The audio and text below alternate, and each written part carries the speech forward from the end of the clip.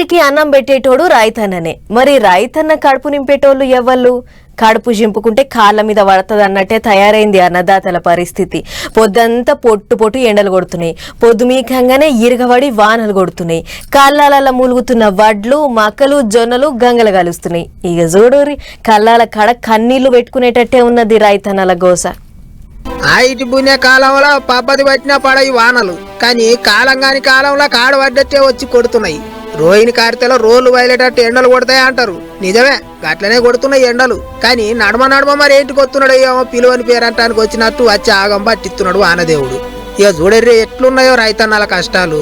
వడ్లు మక్కలు బగ్గ బండినాయి, అమ్ముకుంటే ఓ 4 రాళ్ళు వస్తాయి అనుకుంటే మెచ్చుకుంటే ఇచ్చుకపోయినట్టు అకాల వానలకు అంత ఆగమాగం అవుతుంది. ఒక్క జాగలని కాదు, ఉమ్మడి కరీంనగర్, ఉమ్మడి నిజామాబాద్, ఉమ్మడి పాలమూరు జిల్లాలే కాకుండా అన్ని దిక్కులకు ఇట్లనే ఉన్నది పరిస్థితి. ఎత్తెత్తి పోస్తున్నారు నీళ్లు. తడిసిన వడ్ల బత్తాలను చూసి బెంగటిల్లుతాను రైతన్నలు.